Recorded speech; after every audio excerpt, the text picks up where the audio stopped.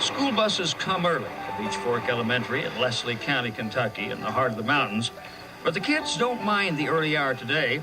It's a special day.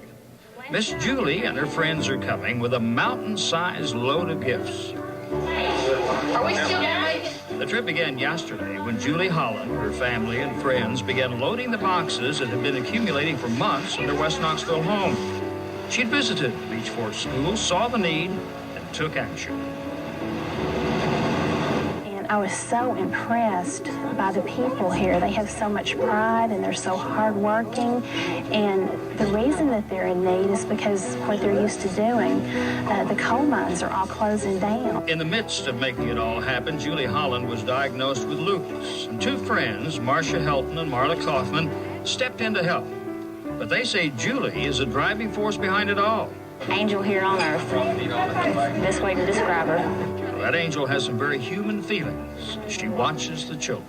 Just to see the eyes of the children, just knowing that, that they're going to have something for Christmas, that we've made their life a little brighter, that's what makes it all worthwhile.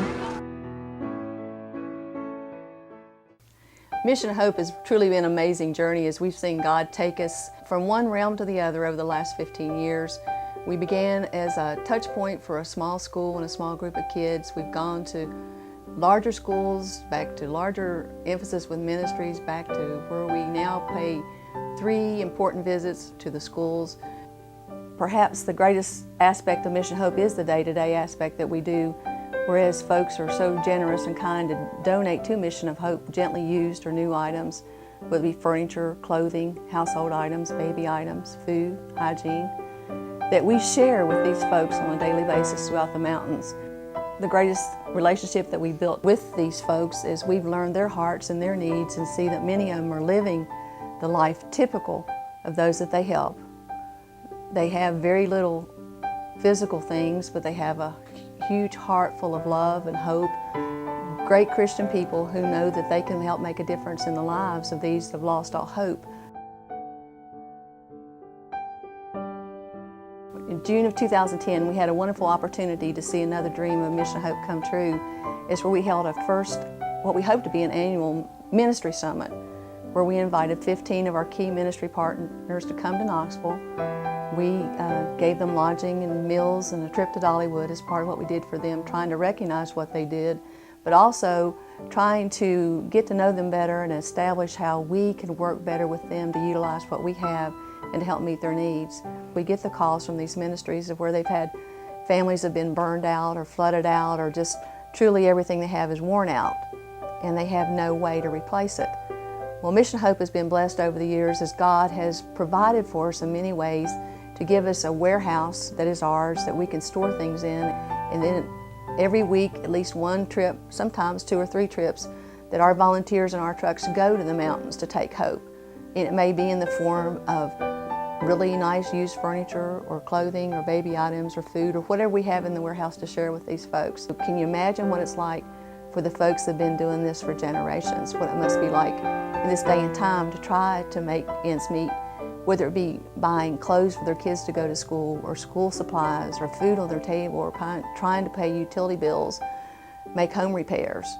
Mission of Hope has been blessed to be able through these ministry partners to help a lot of folks in the mountains in a lot of those aspects.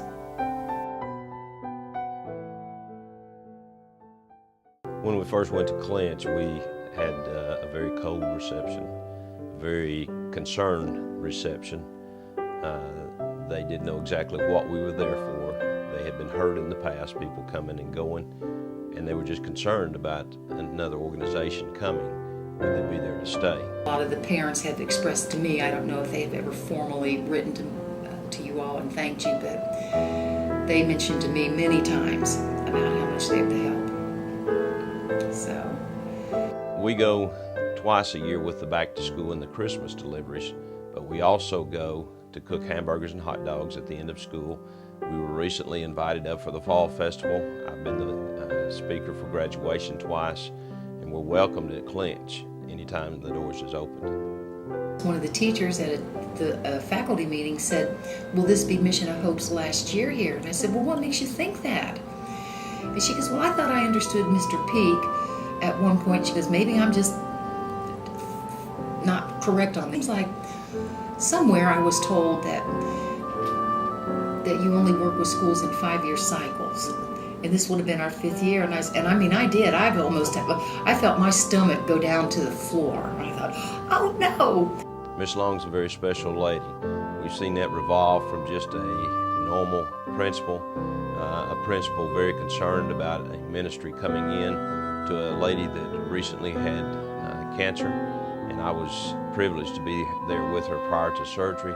And she also is very open to our prayers and our concern and our love for her, not only as a principal, but also as a person.